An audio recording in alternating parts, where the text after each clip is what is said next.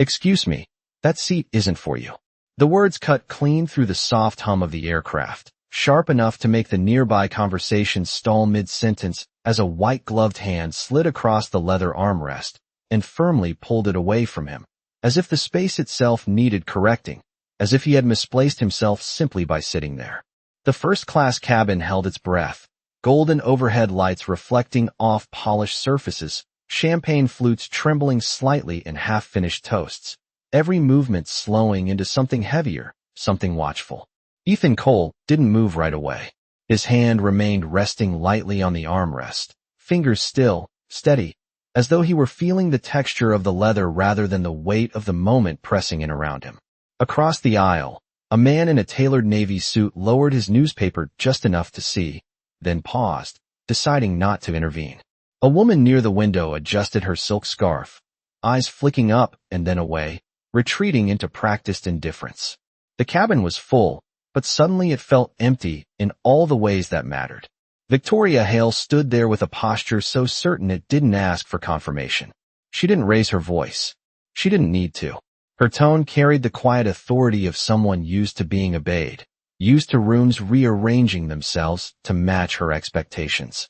She reached into her designer bag, pulled out a small folded cloth, and with a slow, deliberate motion, brushed it once across the seat Ethan had just occupied, a gesture so subtle it could almost be missed, yet loud enough to echo through the silence that followed. Not a word explained it, but everyone understood. Ethan exhaled slowly through his nose, the kind of breath that didn't betray anything, not frustration, not anger, not even surprise. Just control. His jacket was simple, dark, well-fitted but unassuming, the kind that didn't announce anything about the man wearing it. If anything, it allowed others to decide for him. And they had. A flight attendant a few feet away hesitated, her polished smile flickering as her training collided with uncertainty, her eyes moving between Ethan and Victoria, searching for a script that didn't exist for moments like this.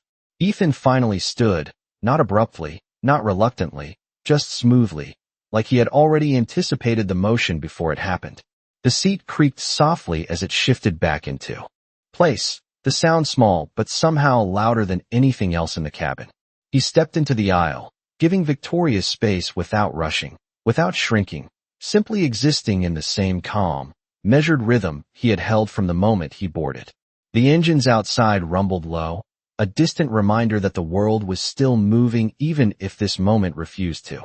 For a brief second, his eyes lifted, scanning the cabin, not searching for help, not asking for acknowledgement, just observing, taking in the faces that avoided his gaze, the ones that pretended nothing had happened, the ones that silently agreed without ever speaking.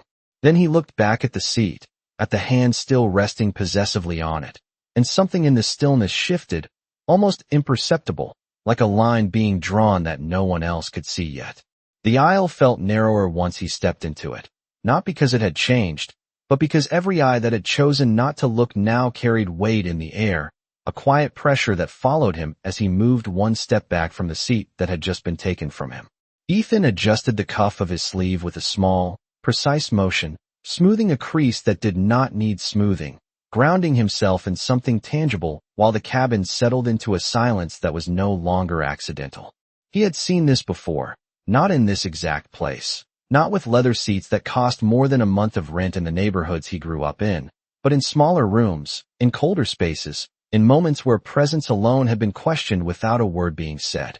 Years ago, his mornings had started before sunrise, pushing a metal cart down narrow aircraft aisles just like this one, the wheels rattling softly against the floor as he wiped fingerprints from tray tables and collected cups left behind by passengers who never once noticed the man doing the work. Back then, the cabin lights had been dim, the world quieter, the hierarchy clearer. People sat. He cleaned. That was the order. He learned the rhythm of planes before he ever learned the language of boardrooms, memorizing the way the overhead bins clicked shut, the way the engines hummed differently, depending on the weather, the way people carried themselves when they believed they belonged somewhere, and when they did not.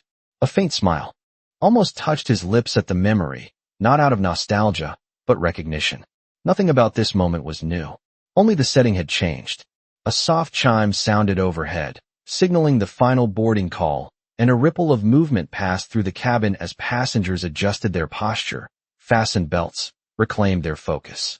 Victoria had already settled into the seat, her posture composed, her hand resting lightly on the armrest, as if it had always been hers. The cloth she had used lay folded beside her, pristine, untouched by anything except intent. The flight attendant stepped closer now, her heels quiet against the floor, her voice measured but uncertain as she addressed Ethan with a careful politeness that felt practiced yet fragile. "Sir, may I see your boarding pass?" The request hung between them, neutral on the surface, but carrying an undercurrent that neither of them acknowledged aloud.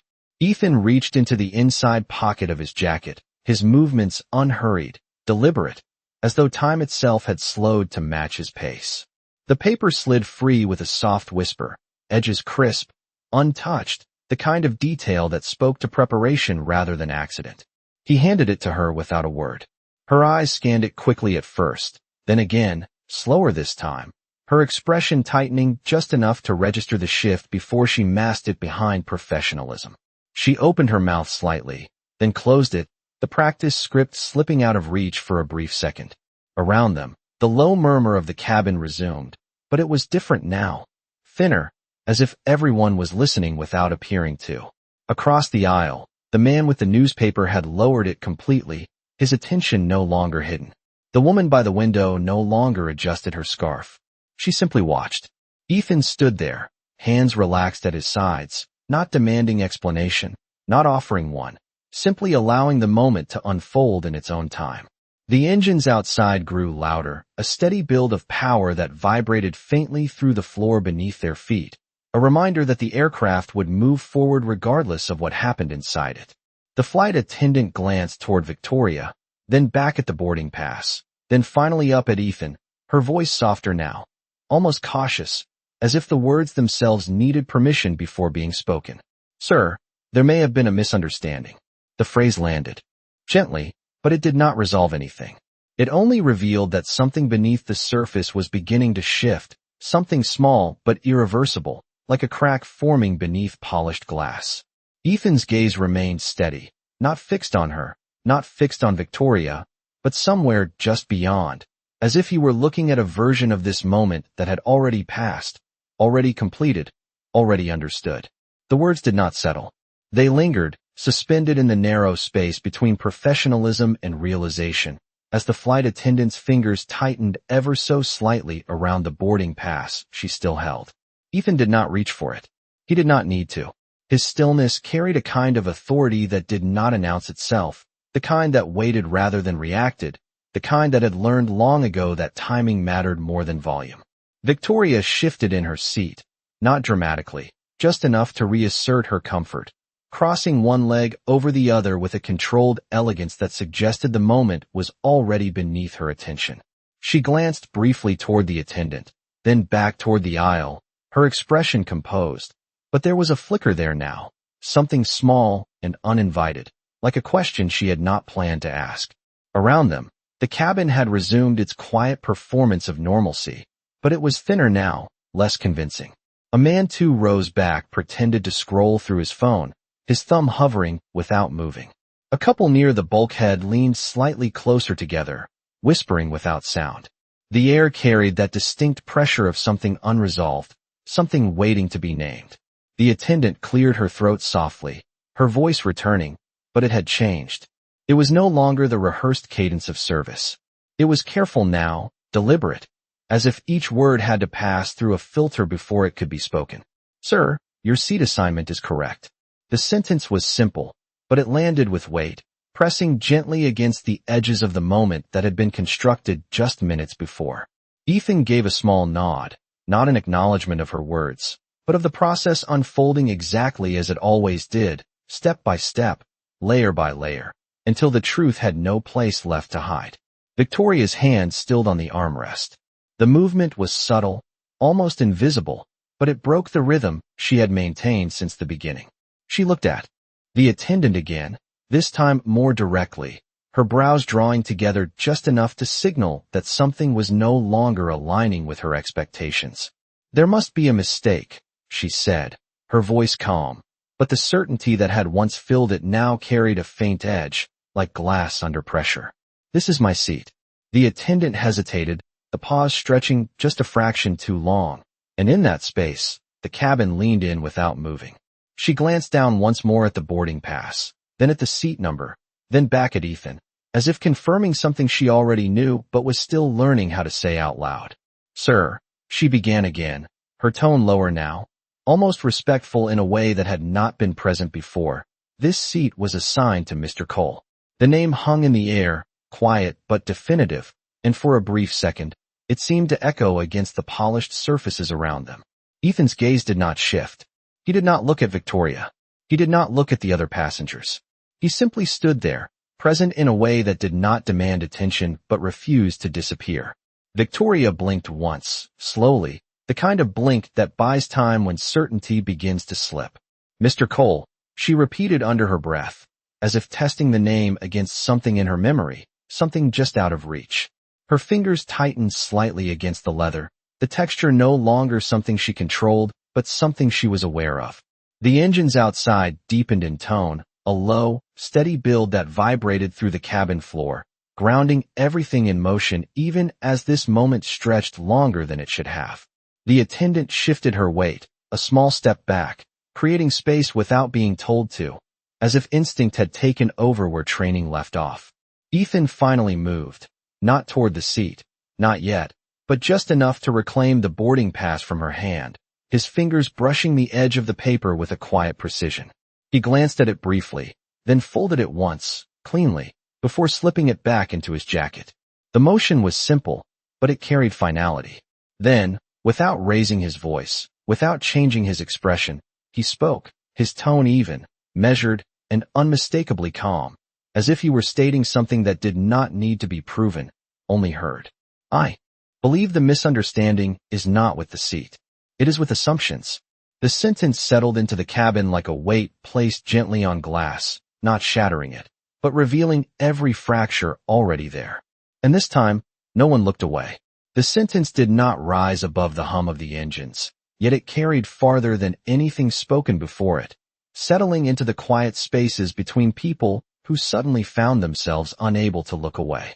Victoria's posture shifted again, this time not by choice but by reaction, her shoulders drawing back slightly, as if to reclaim control over something that had already begun slipping beyond it. She let out a small breath, almost a laugh, though it did not reach her eyes, and turned her head just enough to address the flight attendant rather than the man standing beside her. "Then perhaps you should clarify it," she said, her voice composed but thinner now, stretched across a moment that was no longer fully hers to command. The attendant hesitated, the pause longer this time, and in that hesitation the cabin felt it, the subtle but undeniable transfer of weight from assumption to fact. Her gaze moved once more to Ethan, not questioning now, but seeking alignment, as if waiting for permission to proceed in a way she had not been trained for. Ethan did not nod. He did not gesture. He simply remained still, allowing the moment to arrive on its own terms. The attendant straightened slightly, her posture adjusting into something more formal, more deliberate, and when she spoke again, her voice carried a quiet firmness that had not been there before. "Ma'am, this seat is assigned to Mr. Cole." The words landed clean, without apology, without hesitation, and for the first time since the exchange began, the hierarchy in the room shifted in a way that could be felt rather than seen.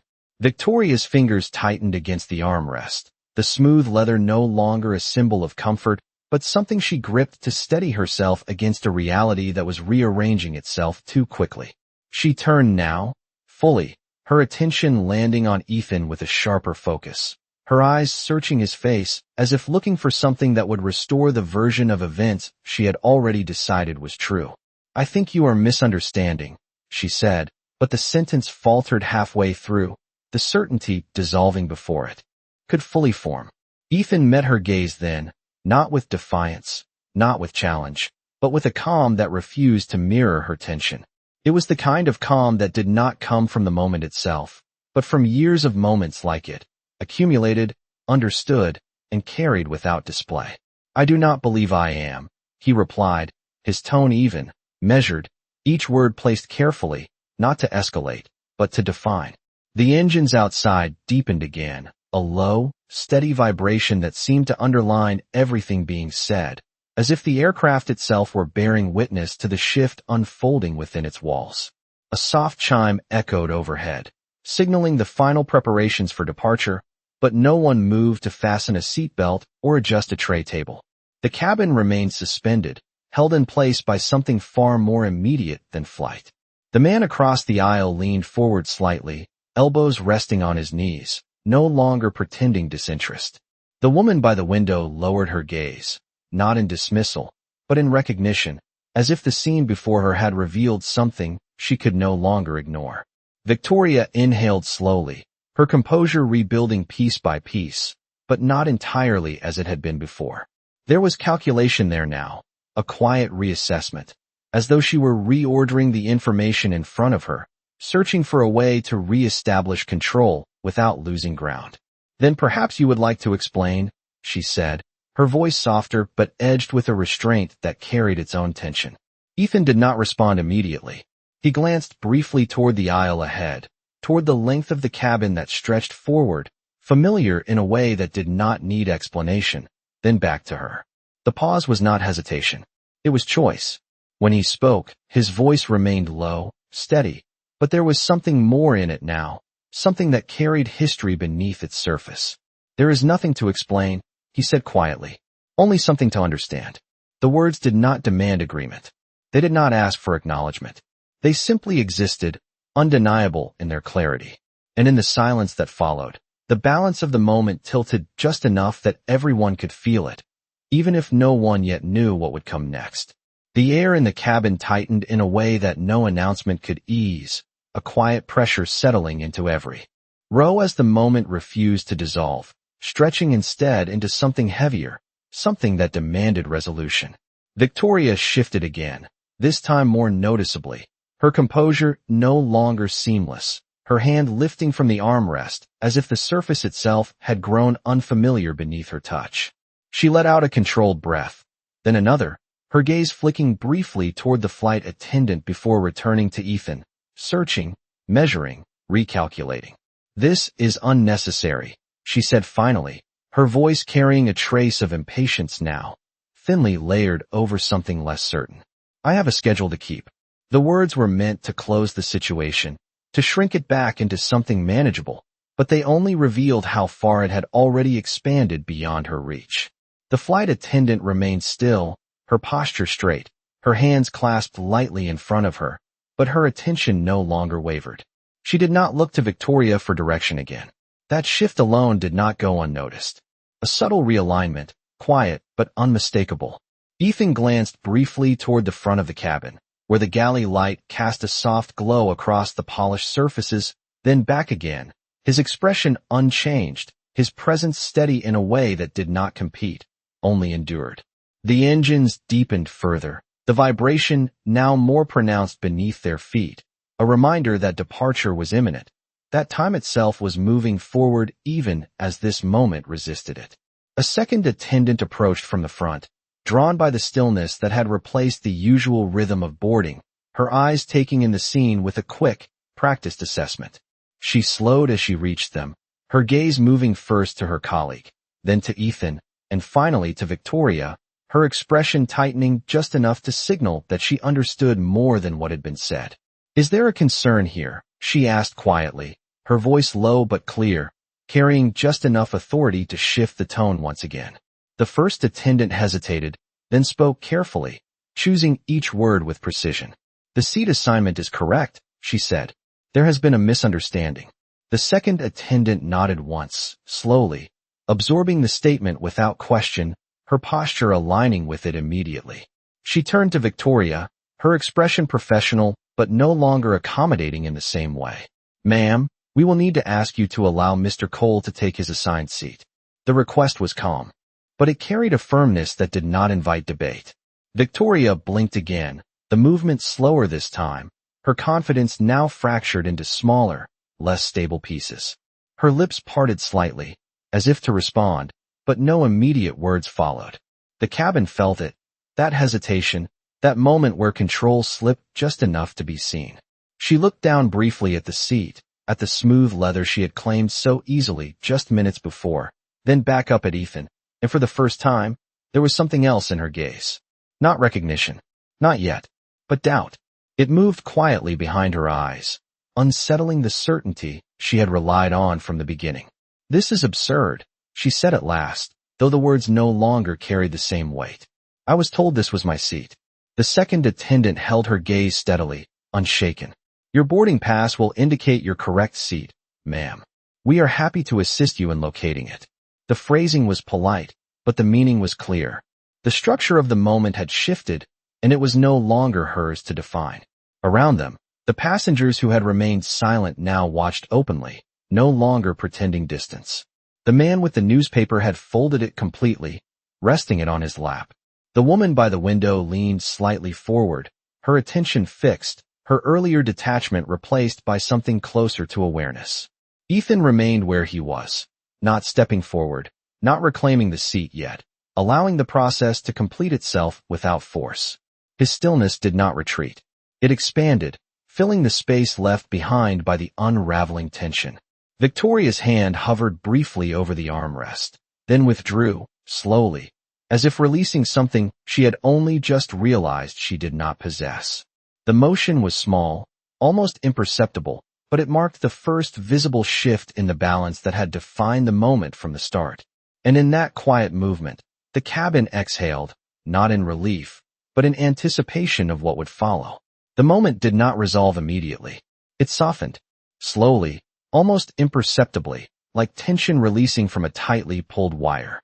Victoria's hand, now withdrawn, hovered briefly at her side before settling against the fabric of her coat, fingers pressing lightly, as if grounding herself in something she could still control.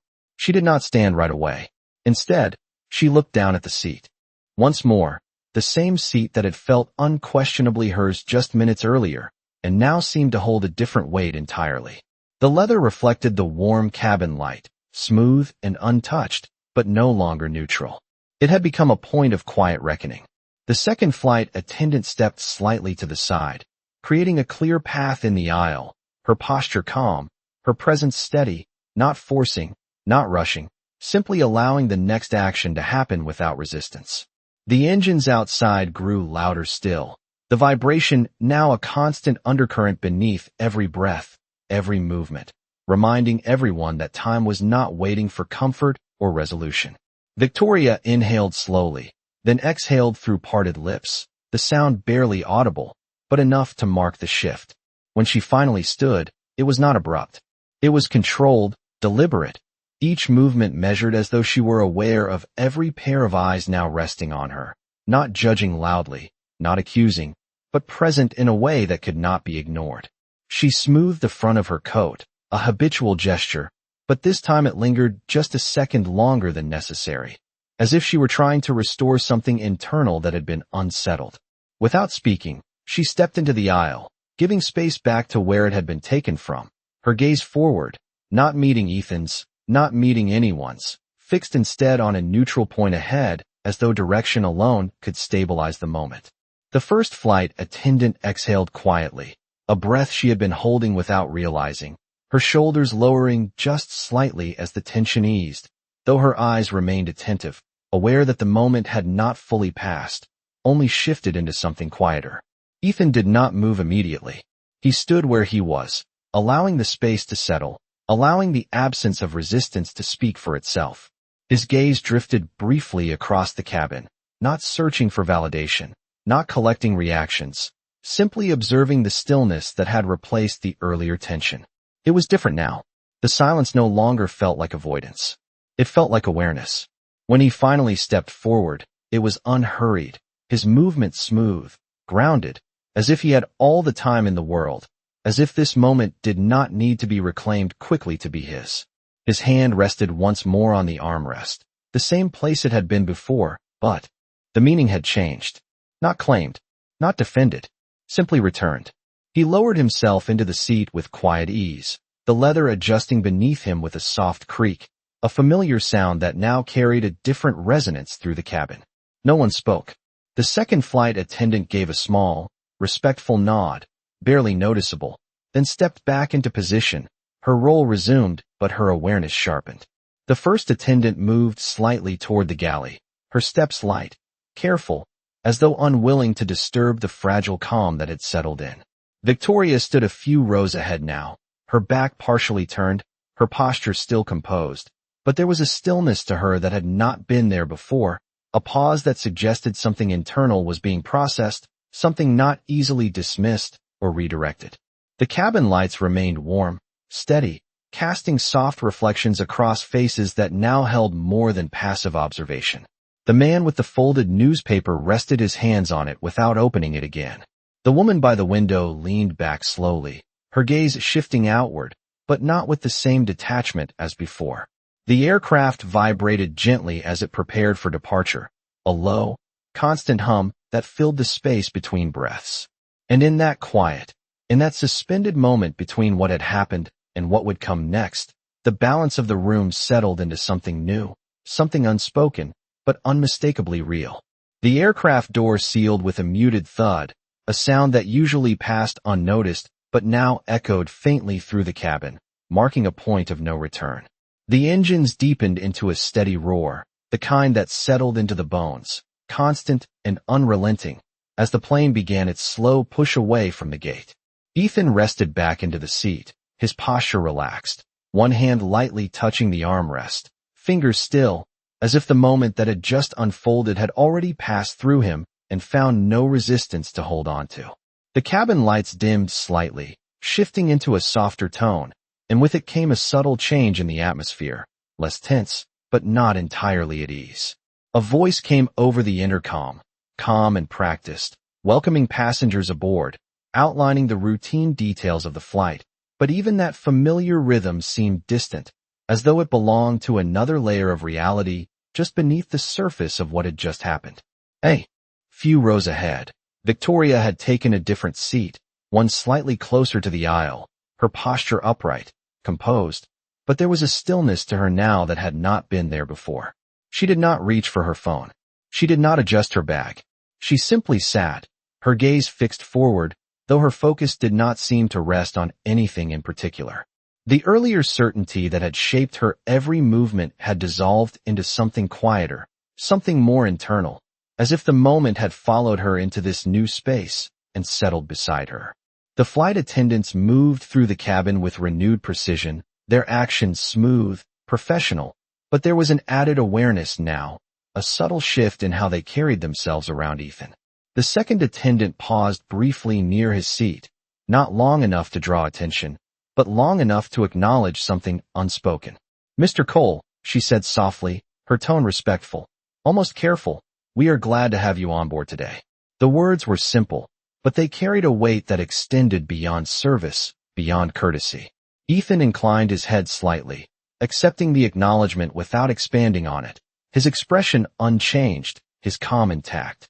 Across the cabin, small gestures began to ripple outward, quiet but noticeable. The man who had been watching folded his hands together, his posture straightening as if aligning himself with something newly understood. The woman by the window closed her eyes briefly, then opened them again, her gaze softer, reflective. The silence that followed was no longer empty. It was full, layered with recognition, with the quiet processing of a moment that had revealed more than it had said.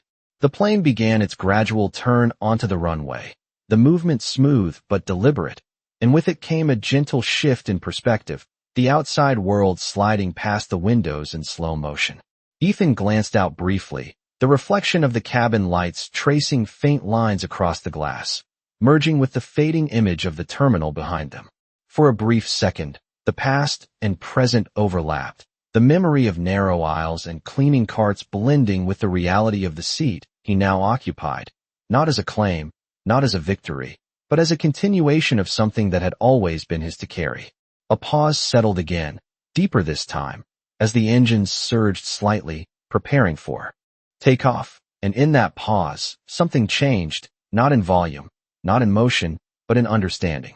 It was not announced. It was not explained. It simply existed, clear and undeniable, moving through the cabin like a quiet current. Ethan did not need to speak again. He did not need to correct or remind. The truth had already arrived, and it did not require repetition. And as the aircraft accelerated, pressing everyone gently back into their seats, the weight of that truth settled fully into place, no longer questioned, no longer resisted, just present, steady, and impossible to ignore.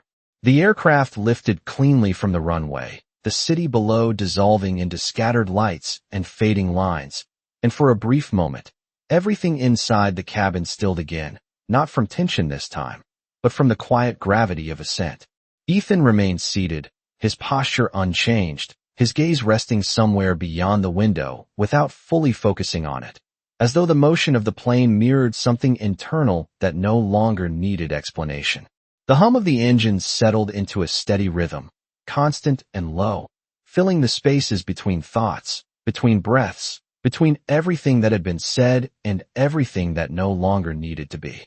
A flight attendant moved down the aisle with measured steps, offering water, small gestures of routine returning to the cabin. But even in those familiar motions, there was a softness now, an awareness that had not been present before. When she reached Ethan's row, she paused just slightly, her expression calm, respectful, her voice quiet as she offered him a glass. He accepted it with a small nod, his fingers steady as they closed around the cup, the condensation cool against his skin, grounding, real. A few rows ahead, Victoria shifted in her seat, her hand resting lightly against her armrest, her gaze no longer fixed forward but lowered, tracing something unseen along the edge of the tray table in front of her. The earlier tension had not vanished, but it had changed shape, settling into something quieter, something heavier, like a realization that did not need to be spoken to be understood.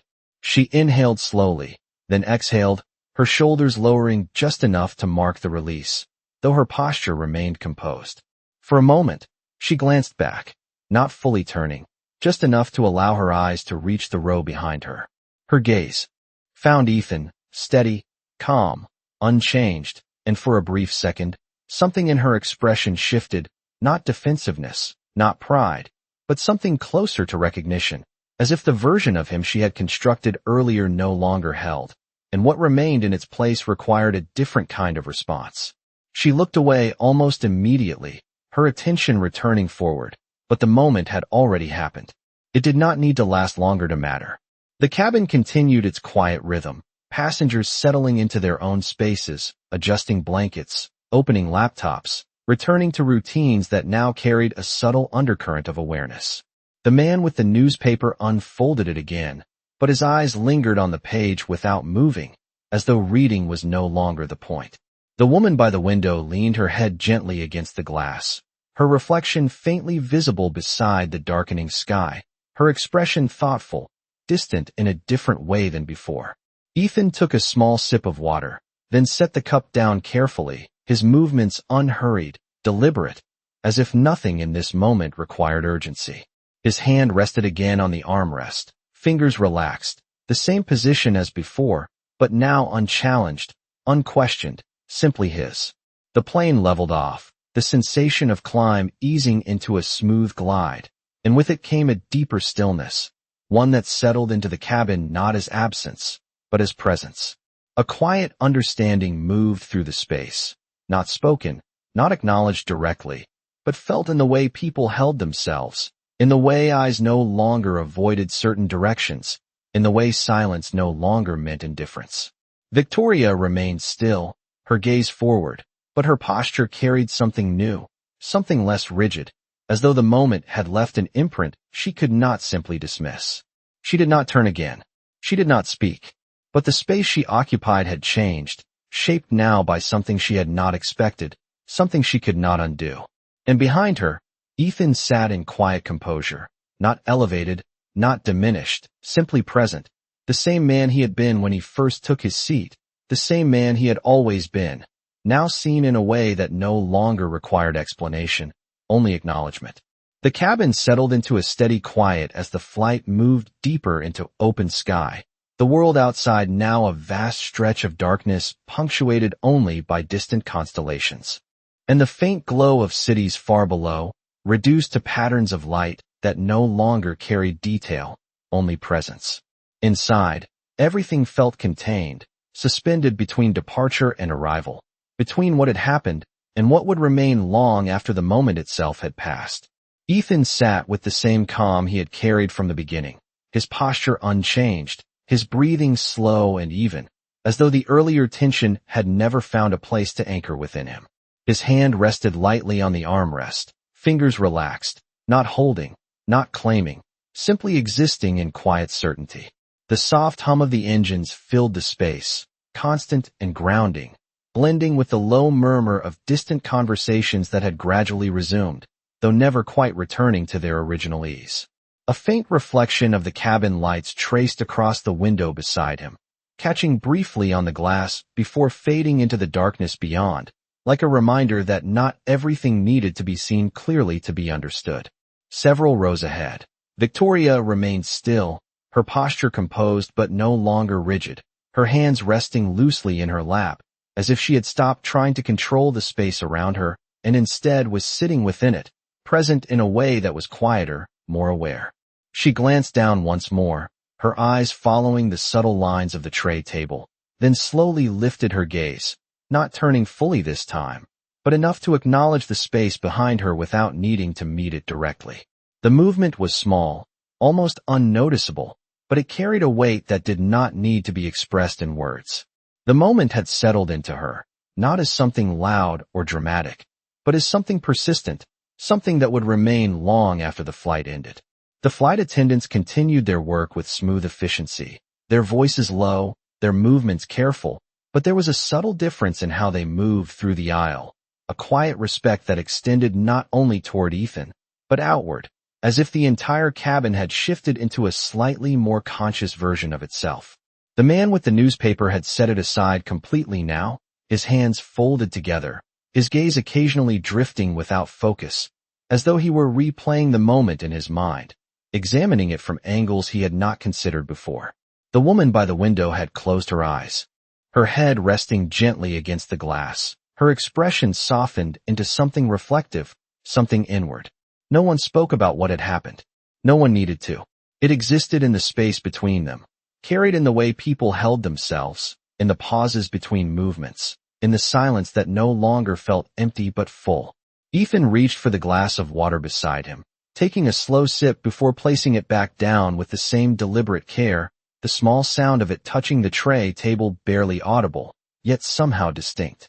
He turned his gaze outward again, past the reflection, into the darkness beyond, where nothing could be clearly seen, yet everything felt open.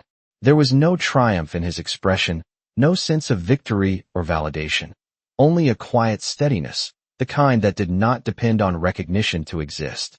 The aircraft continued forward, smooth and unwavering, cutting through the night with quiet precision, and inside, the moment that had once held the entire cabin in tension now rested gently within it, no longer sharp, no longer disruptive, but transformed into something else entirely. Something understood, something carried, something that did not need to be repeated to remain true. And in that stillness, as the light dimmed slightly and the rhythm of the flight settled into its final, even cadence, the balance that had shifted earlier remained exactly where it had found its place, not forced, not announced, but undeniable, leaving behind a silence that spoke more clearly than any words ever could.